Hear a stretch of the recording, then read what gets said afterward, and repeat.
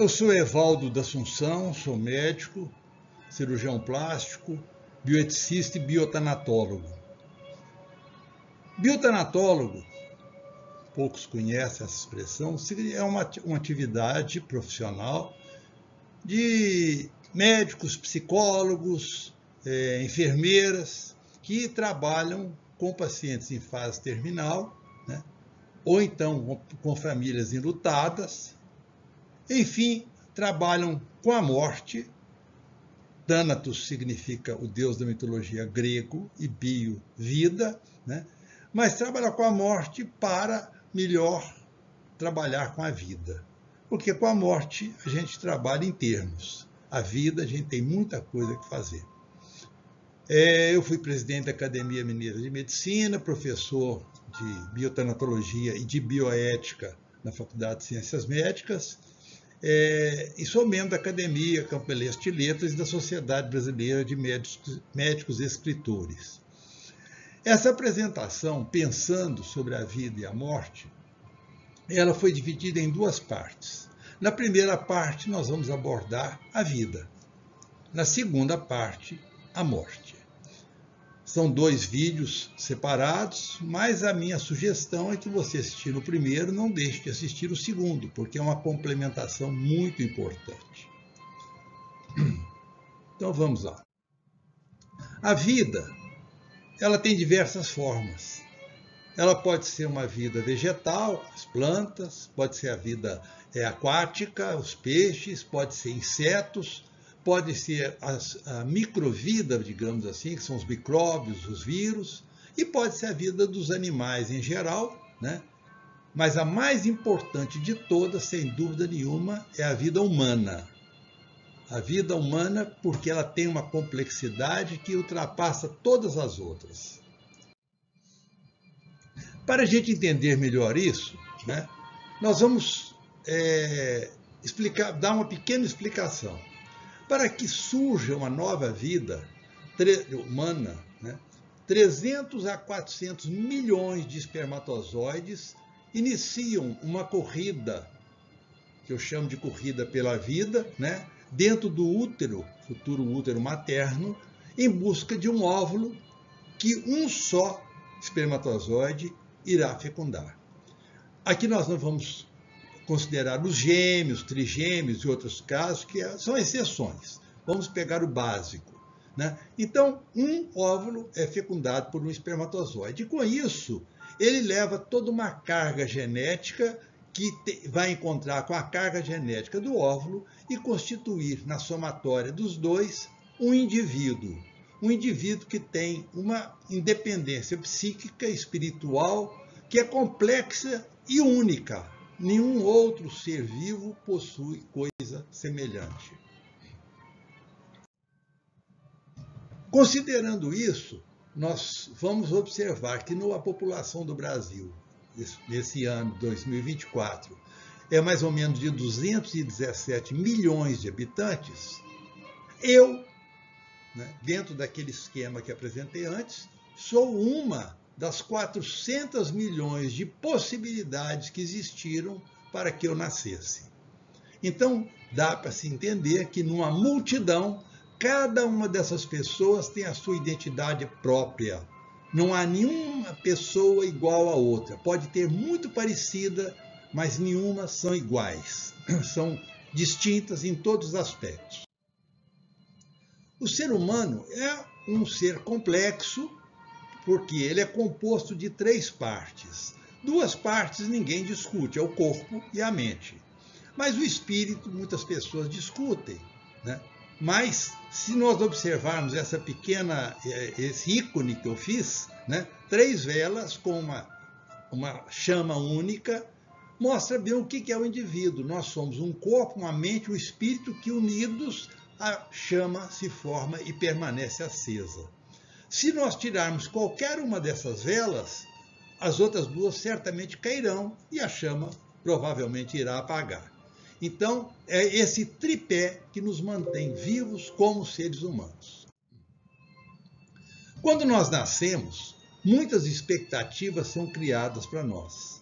né? Os pais, os amigos dos nossos pais, né? Eles olham e falam, essa criança vai ser isso, ela vai puxar o pai, vai puxar a mãe. Então, expectativas são feitas, isso é normal que aconteça. E essas expectativas, de um modo geral, são trabalhadas para que elas sejam alcançadas.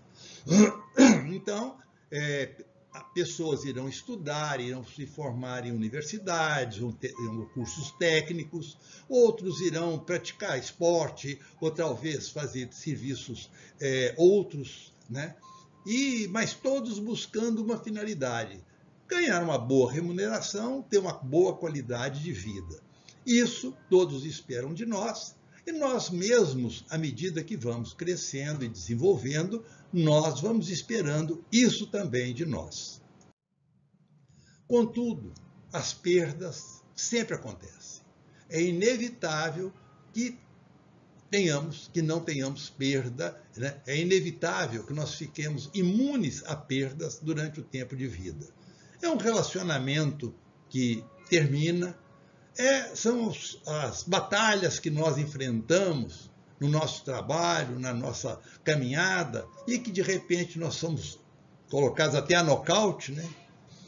Enfim, cada vez que nós perdemos, o nosso apego nos faz sofrer mais. É o apego que nos faz sofrer. Nós vamos entender isso melhor. Vamos em frente. A vida é um dom muito frágil, muito precioso, né? E nós devemos cultivá-la com muito carinho, com muito cuidado, muito gentilmente. Não só a minha vida, mas também a vida dos outros, porque nós nos interagimos e nós dependemos uns dos outros. Fazendo isso, eu busco realizar o verdadeiro sentido da vida, que é, na verdade, ser feliz. O que todo mundo quer, no fundo, é ser feliz. Uns porque ganhou muito dinheiro, outros porque não tem dinheiro quase nenhum, outros porque trabalham muito, outros porque trabalham menos, mas todo mundo está em busca do ser feliz. Aí vem uma pergunta, é possível ser feliz? Olha, tem pessoas que acham que deve ter um caminho certo para chegar à felicidade. Alguns imaginam até fórmulas mágicas, secretas, né? Mas não existe nada disso. O que existem são pistas. Nos são dadas pistas para nós escolhermos, para nós seguirmos, e seguindo a pista certa, certamente nós iremos ser felizes. Eu gosto muito do Siddhartha Gautama, né? Siddhartha Gautama é o Buda, conhecido de todos. Ele vivia no seu palácio, tranquilo, protegido de tudo, porque os seus pais deram toda a proteção para ele, mas ele não conhecia o mundo exterior. Um dia ele saiu no passeio e desobedeceu às ordens dos seus pais e dos guardas que o acompanhavam e entrou pelas ruelas da cidade onde ele morava. Então ele, nessa entrada, ele se defrontou com 4 situações. Um mendigo, um velho, sentindo-se abandonado na rua, um doente e um morto sendo cremado. Buda vivia na Índia, e a Índia, os mortos são cremados, e cremados inclusive em praça pública, né? Mas ele vendo essas 4 situações, ele ficou transtornado, porque para ele o mundo era tudo felicidade, tudo paz, tudo ótimo. Ele então desistiu daquela vida que ele tinha, ele era casado, abandonou a mulher, filhos e foi para o mundo. Ele foi em busca de uma resposta. E essa resposta levou anos para chegar a ele. Um dia ele estava meditando debaixo de uma figueira e então veio a iluminação, né? E ele entendeu que na vida, tudo é Maya. Maya, né, em expressão hindu, significa ilusão. Ou seja, tudo é ilusão. Então, dentro desse contexto, ele viu que a felicidade ela era baseada em um monte de coisa, dinheiro, comida, amizades, vida eterna aqui na Terra, tudo isso, mas que tudo isso era uma mentira. Então, por isso, as pessoas viviam infelizes. Cristo também nos ensinou, né, muito bem quando ele conta uma parábola de um fazendeiro cuja plantação foi muito generosa naquele ano, e ele então fala para si mesmo, olhando toda aquela colheita que estava sendo feita: minha alma, descanse em paz. Nós agora podemos ficar tranquilos, não fazer nada, porque agora é só aumentar os números de celeiros para a gente guardar toda essa produção e eu tenho dinheiro para o resto da vida. E Cristo termina a história dizendo: insensato, nesta mesma noite a vida lhe será tirada. O que vai adiantar todos os celeiros, todo o dinheiro, toda a fortuna, todo o poder? Em outra passagem, Cristo diz assim: como é difícil entrar no reino de Deus os que acumulam riqueza. Muitas pessoas entendem mal essa colocação, pensam que quem tem dinheiro não vai entrar no céu. Não é assim, não. O que Jesus falava é do mau uso do dinheiro e da riqueza. Então ele dizia que aquela pessoa que tem muita riqueza, acumula riqueza, ele tem dinheiro de sobra que ele não vai precisar nunca. E ele está sempre apegado e com isso ele despreza todos os que lhe rodeiam. Então esse é o rico que não vai entrar no reino dos céus, na frase que Jesus falou, né? Ele não falou não entra, mas ele falou é difícil. E a frase mais bonita que ele tem é quase um poema, quando ele diz para os apóstolos: olhai os lírios do campo, eles não trabalham, nem tecem, mas nem Salomão, com toda a sua glória, se vestiu como qualquer um deles. Então, Salomão, nós sabemos, foi um homem da história bíblica riquíssimo, tinha fortunas incalculáveis, né? Mas Jesus fala, nem ele se vestiu com toda a beleza de um lírio. E é a lição que ele nos dá sobre a questão da busca da felicidade. E a sabedoria popular, eu costumo brincar, dizer que o melhor sábio que eu conheço, o melhor filósofo, é o Zé do Povo. O Zé do Povo nunca escreveu nada, mas ele fala coisas sábias. E o Zé do Povo ensina que caixão não tem gaveta. Então, a pessoa morreu com fortunas enormes, mas no caixão dele não vai ter nenhuma gaveta para guardar nenhum documentozinho para ele levar dizendo que ele tem esse dinheiro todo. E o que ele fez? O que ele acumulou vai servir para a briga de família, para os herdeiros ficarem disputando e tudo mais. Eu completo dizendo que nos muitos anos de vida que eu tenho, eu nunca vi um enterro, né, sendo acompanhado por um carro forte, levando os bens do falecido. Os bens do falecido ficam lá atrás. Ele vai para a sua sepultura. Nós vivemos numa realidade de espaço e de tempo. E numa realidade de espaço e tempo, tudo, absolutamente tudo, é sequencial. Você, quando anda, você dá um passo à frente e ao passo que você deu, você deixa atrás um espaço vazio.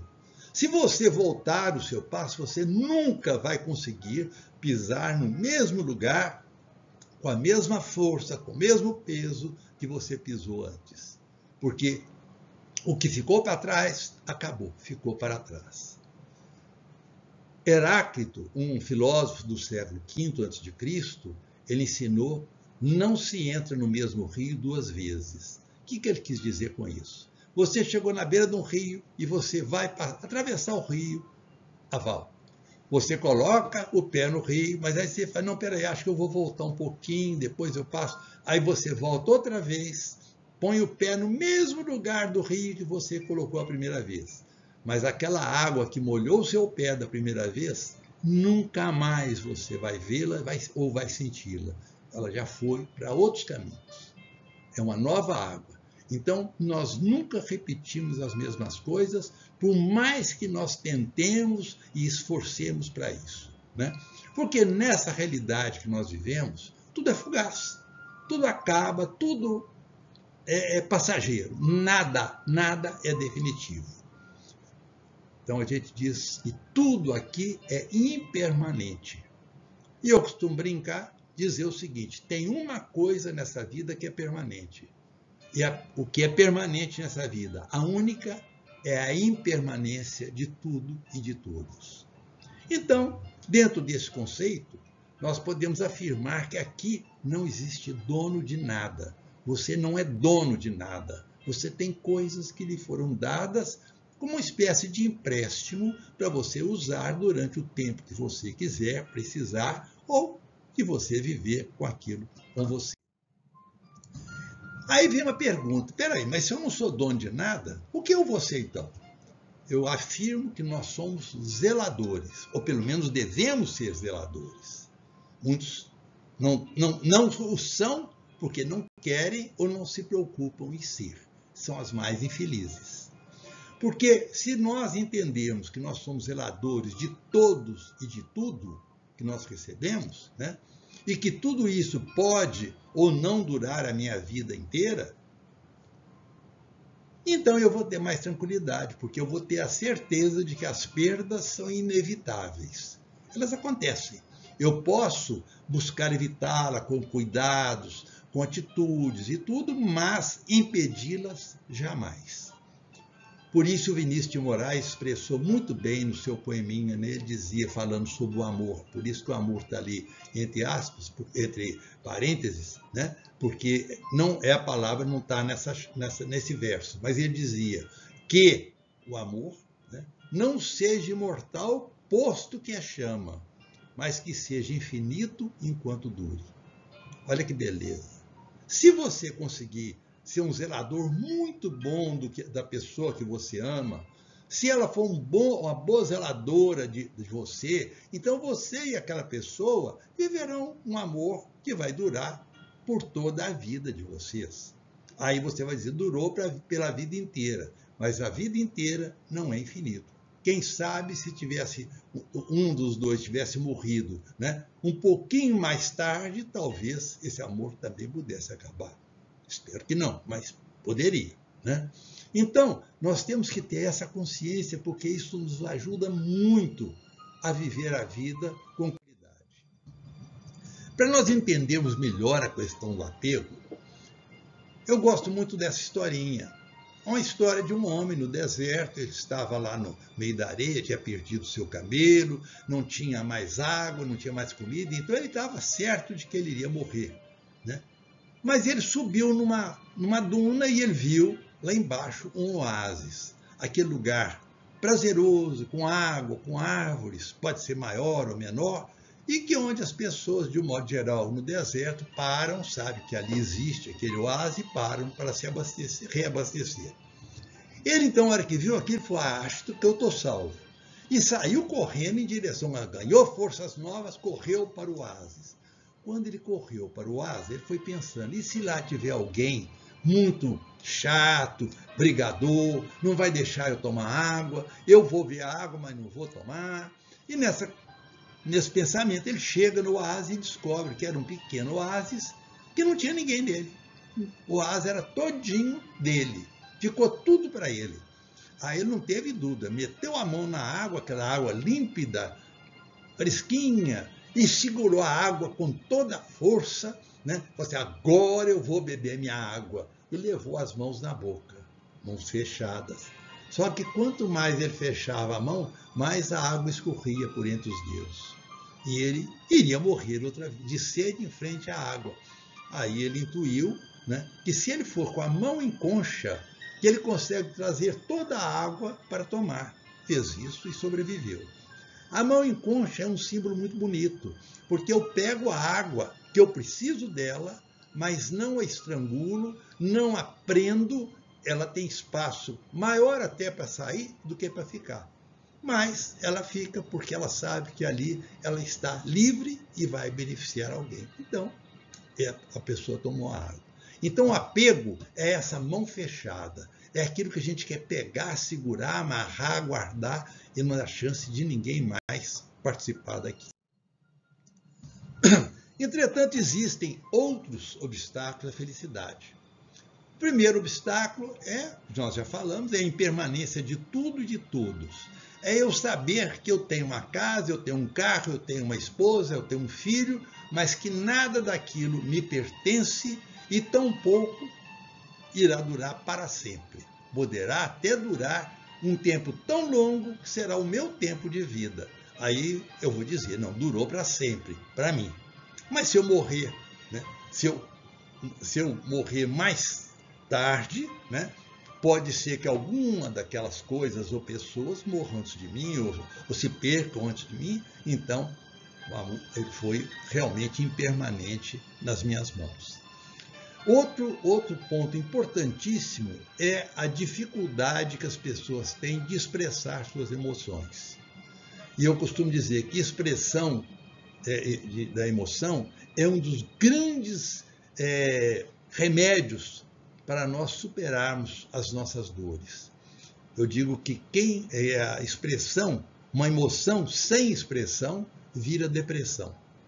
Uma pessoa que não expressa suas emoções, ela vive, é como se ela estivesse engolindo coisas negativas, coisas ruins, e tudo aquilo que ela engolia vai lhe fazer mal. Então, por isso que emoção sem expressão vira depressão, que é aquilo tudo de negativo que ela engole vai deprimi-la e muitas vezes causar-lhe danos muito maiores. A expressão da emoção é necessária, mas ela também tem que ser adequada. Uma expressão inadequada, por exemplo, eu estou com raiva de uma pessoa, eu vou lá e dou um tapa na cara dela. Eu expressei minha emoção, só que eu vou correr o risco de levar uma surra, vou correr o risco de ser preso, enfim, muitas consequências negativas vão vir em cima de mim por causa disso. Então, é necessário que a gente aprenda a expressar adequadamente as emoções. Você pode expressar a sua emoção dizendo com a pessoa o que você está sentindo. E quando eu estou falando emoção, não é só as emoções negativas, não, as positivas também.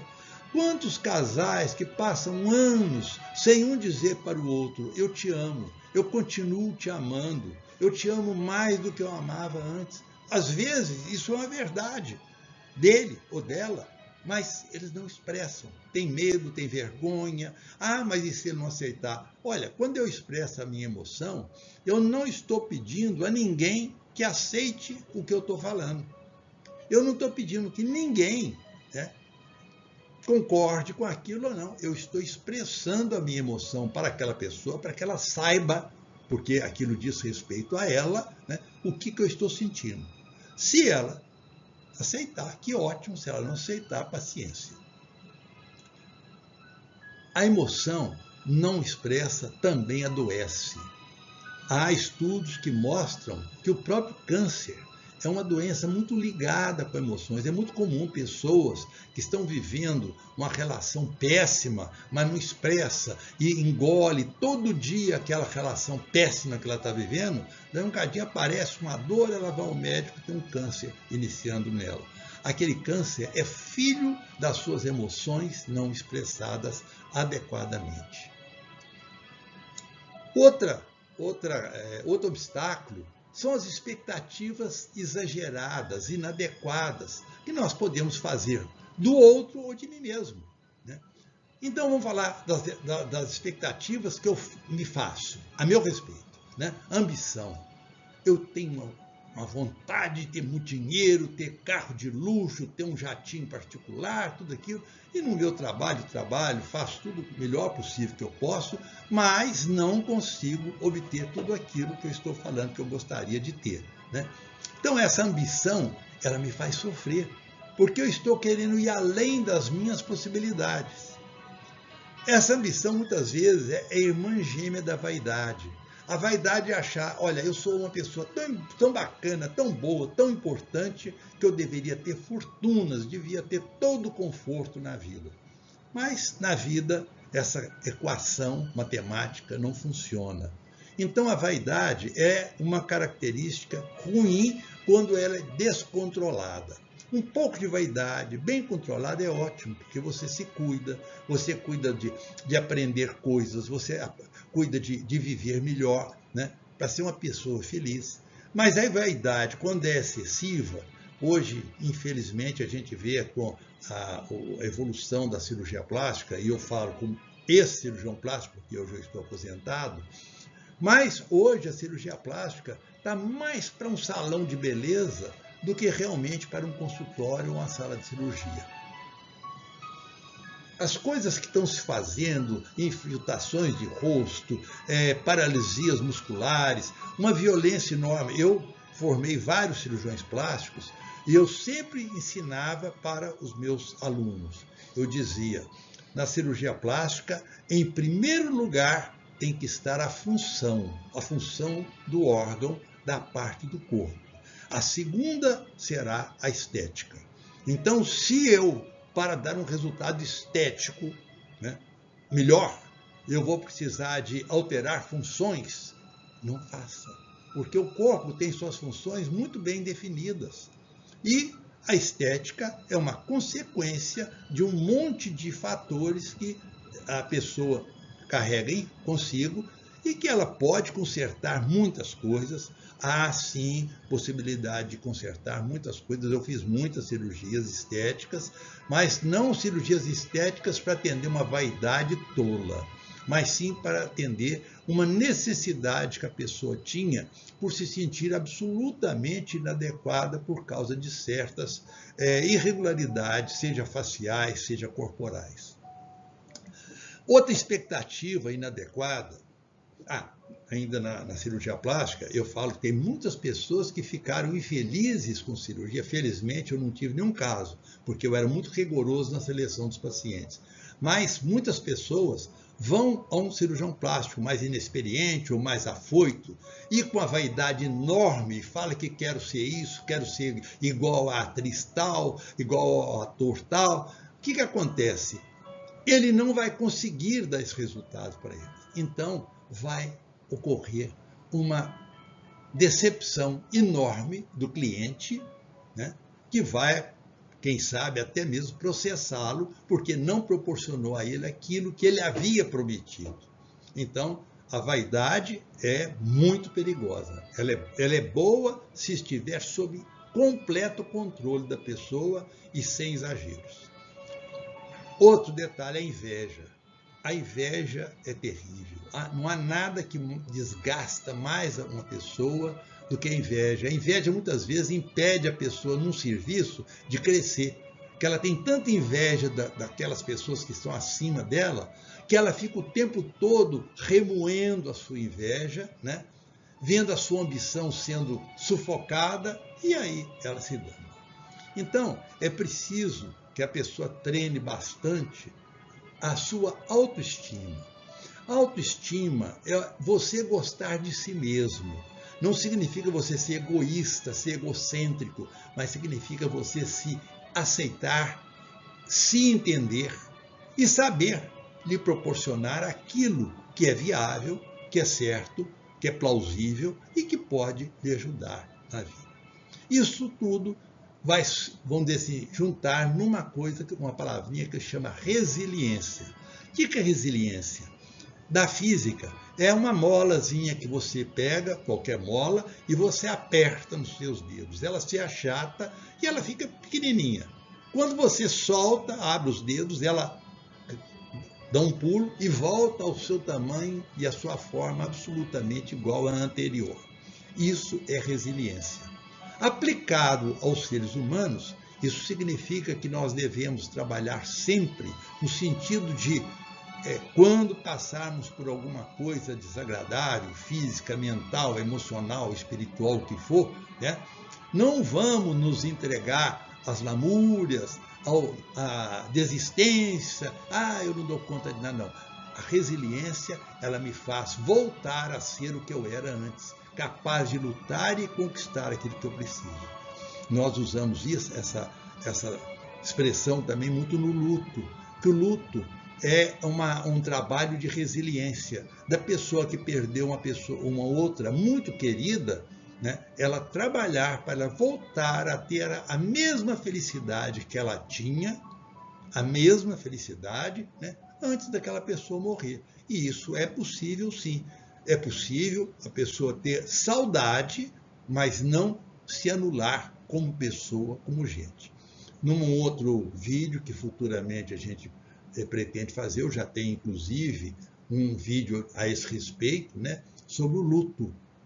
Esse trabalho foi publicado num livro pela editora Vozes, e o livro ele dá muitas dicas para a pessoa aprender a ganhar essa resiliência. E o último obstáculo pessoal é a incapacidade de certas pessoas de perdoar. Tem muita gente que fala assim, não, eu não consigo perdoar, ele me fez tanta sujeira que eu não vou perdoá-lo. Olha, se você não vai perdoá-lo, quem vai sofrer é você, não é ele.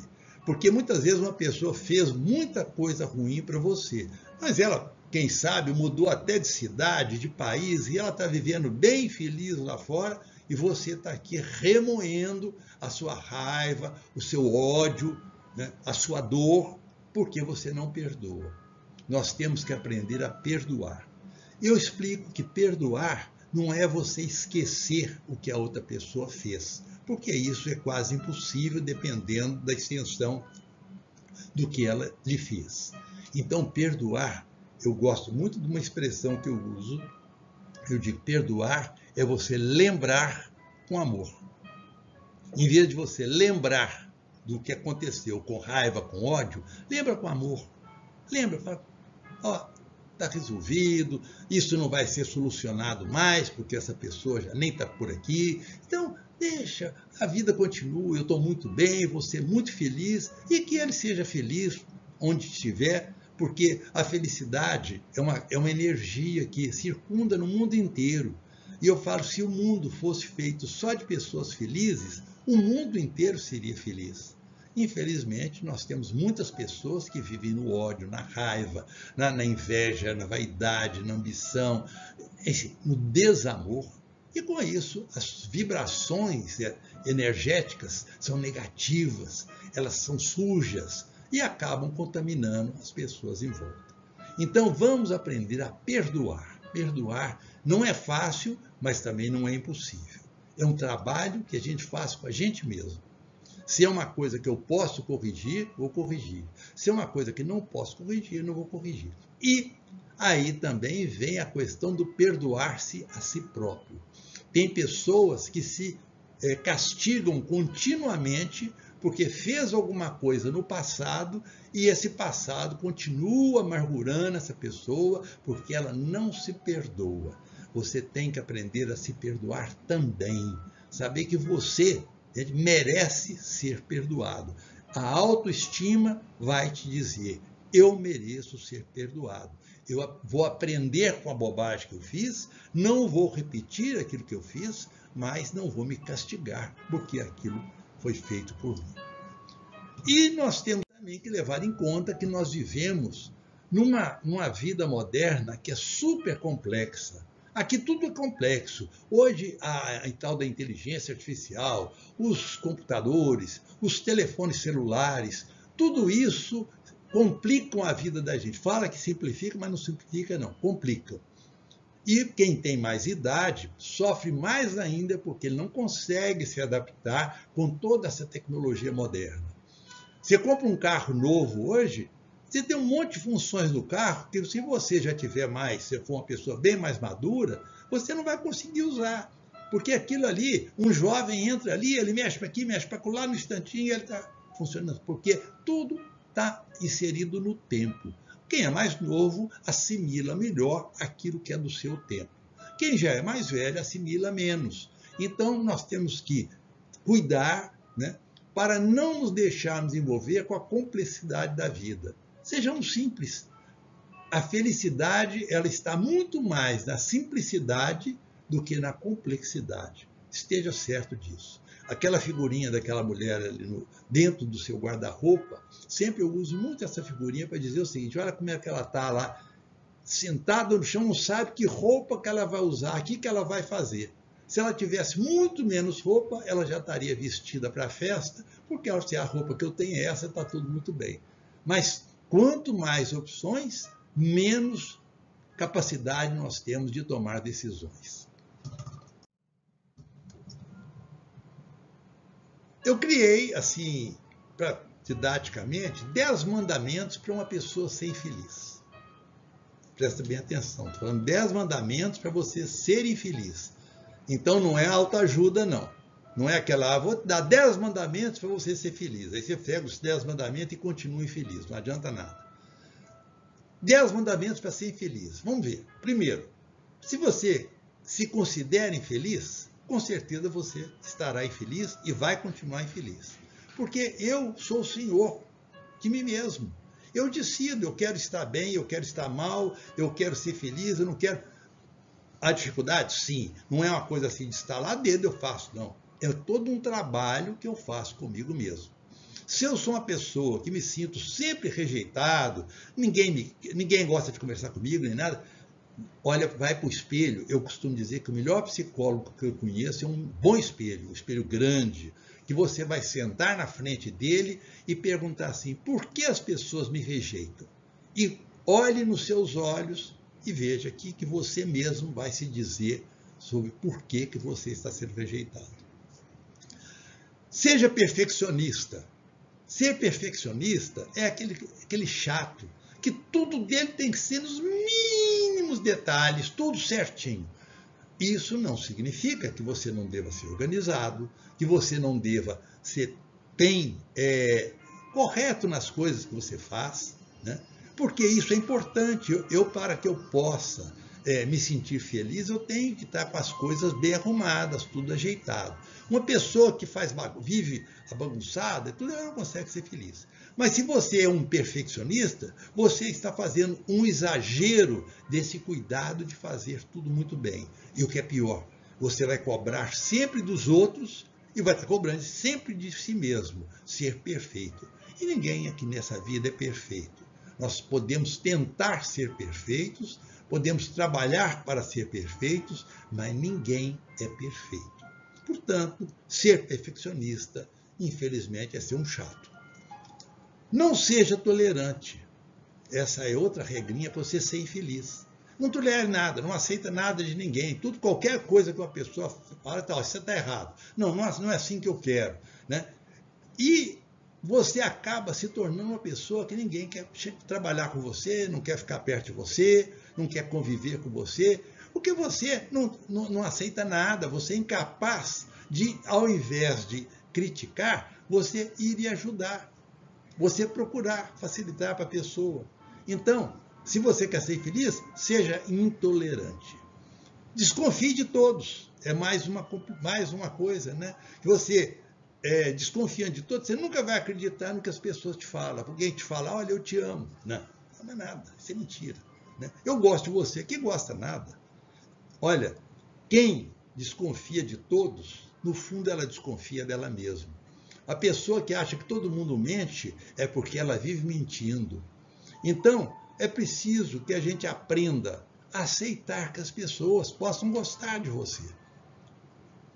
Quando eu aprendo a gostar de uma pessoa e ela aprende a me expressar que gosta de mim, eu vou aceitar aquilo porque eu gosto de mim, eu vou gostar que ela gosta. Bem, que ótimo, né? Então, aceite as manifestações de carinho, de afeto que você possa receber. Não fique, aqui mais ou menos é uma repetição da intolerância, né? Só observar os defeitos dos outros. Tem gente que vai numa festa e ela depois da festa fala, você viu como é que fulana está vestido? Nossa, aquele cara fala demais. Aquele cara lá, você olha, ele bebeu demais. Gente, aquela pessoa passou a festa olhando, catalogando os defeitos dos outros para depois criticar. Se você quer ser um crítico pertinaz, inflexível, você com certeza vai ser muito infeliz. Não aceite correção, mais um mandamento, né? Não aceita. A pessoa veio te sugerir, olha, não faz dessa maneira que não vai dar certo. Não, eu sei como é que eu estou fazendo, né? E tem pessoas que chegam a ficar irritadas quando alguém corrige ela por alguma coisa. Eu não gosto de ser corrigida. Tem alguém que é tão assim pretensioso que diz assim, não precisa me corrigir, eu sei errar sozinho. Tudo bem, se você acha que você sabe errar sozinho, continue errando e continue fazendo besteira e sendo infeliz. Por isso, são pessoas que nunca dão atenção, né, ao que você está falando. Ela está sempre voltada para si mesma. Aquelas pessoas, isso aqui eu me lembro daquele tipo de pessoa que a gente chama do desmancha bolinho. Aquela que tem uma roda numa festa, em qualquer lugar, conversando, aí ele chega, começa logo a ocupar todo o espaço, falar, daí um cadinho sai, outro sai, quando vê ele está sozinho, né? Ele tem que aprender a ouvir mais do que falar. Olha, eu sempre falo que nós temos 2 orelhas e uma boca. Para quê? Para você falar metade do que você ouve. Ou ouça o dobro do que você fala. Isso provavelmente vai fazer um pouco mais simpático para as outras pessoas. Aqui também um outro detalhe. Nunca cumprimente alguém. Anda na rua, anda sempre olhando para frente, para o chão, para o colado, qualquer coisa, para cima, mas passou por ninguém, não cumprimenta. Mesmo que a pessoa te cumprimentar, não responda, ignora, não é comigo não. Olha, eu moro na beira-mar, eu passei muito, ando muito, de manhã cedo, pela beira-mar, e passo por muitas pessoas que eu nunca vi, não conheço, mas por todas as pessoas que eu passo, eu dirijo um bom dia. Bom dia, se é de tarde, boa tarde. Mas isso é muito importante, porque eu digo que cada bom dia que eu falo é uma energia positiva que eu mando para aquela pessoa. E se ela me responde, bom dia, ela também está me julgando energias negativas e com certeza eu vou ter um bom dia. E o último mandamento é não procurar ajuda. Há pessoas que falam, não, eu não preciso de ajuda. Né? Ninguém consegue me corrigir, ninguém vai me mudar. Olha, se você emburrou nas suas besteiras, fique com elas e seja infeliz. Agora, se você quer voltar a ser feliz, né, então escute o que as pessoas falam. Não é você escutar e fazer tudo que os outros mandaram, não. É você ter consciência crítica de ouvir, pensar e falar, eu posso fazer isso, não vou fazer aquilo, ou vou procurar a pessoa que me indicou. E, sobretudo, no mundo atual, em que a leitura está cada vez virando mais assim, uma coisa esquecida, leia bons livros, porque é na leitura dos bons livros que você vai conseguir descobrir todos os caminhos da felicidade. Não é ler livro tolo, não é livro de má procedência. Procure bons autores, procure livros que têm comentários a respeito, elogiando, e leia muito. E você lendo vai ter outra vantagem, você vai desenvolver muito o seu linguajar, o seu vocabulário, você vai falar certo, você vai aprender os sentidos de palavras e você vai chegar no lugar e vai ser sempre bem aceito. Então, leia, e leia coisas boas. Mas se você não quiser ser feliz, não leia nada. Ou então só leia a porcaria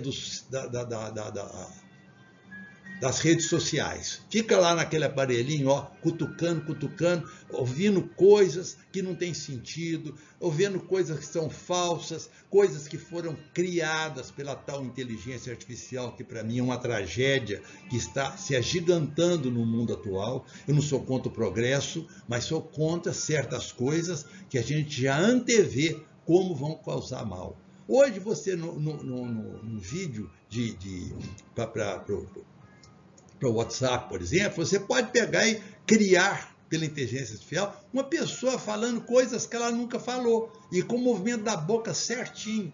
E você vai acreditar naquilo friamente. Então, selecione bem, não estou falando para você jogar fora seu celular, mas selecione bem o que você vai ler. Se você vê que aquilo ali é meio absurdo, não condiz com o que você pensa, afasta, porque aquilo não vale nada. Isso é fundamental. E aí eu coloquei a frase que já fui dizendo o tempo todo, né? Se você quiser ser feliz, faça tudo isso que eu estou falando, porém, exatamente o contrário do que está colocado aqui, nos 10 mandamentos. Faça o anti-10 mandamentos. A vida é um constante e interminável aprendizado, onde ninguém é feliz, mas todos têm momentos de felicidade. Então eu digo que ser feliz é você acumular momentos de felicidade. É isso, cada momentozinho de felicidade que você tem, você vai somando, né? E a cada um cabe fazer os outros felizes, o mais feliz possível. Se nós trabalharmos para fazermos o outro feliz, nós estaremos também trabalhando para nos fazermos felizes. Muitos momentos felizes, eu repito, isso sim é felicidade. Muito bem, e chegamos ao final dessa nossa exposição. Eu convido a todos para assistir o outro vídeo, onde nós vamos falar sobre a morte. Nada tétrico, nada para você não dormir à noite, muito pelo contrário, você vai descobrir que sabendo lidar, conviver bem com a morte, é um dos melhores caminhos para a gente aprender a viver. Porque a morte e vida coexistem. Não existe morte sem vida, nem vida sem morte. Se você está vivo, você está com a sua morte bem pertinho de você, né? Então, conviva com ela. Porque se você conviver, ela vai te deixar, vou deixar ele mais uns tempos aí, quem sabe ele pode aproveitar mais e aprender mais sobre mim, que a sua morte, né? E que a morte não é tão ruim quanto se pensa. Fica meu convite e obrigado pela atenção de todos vocês.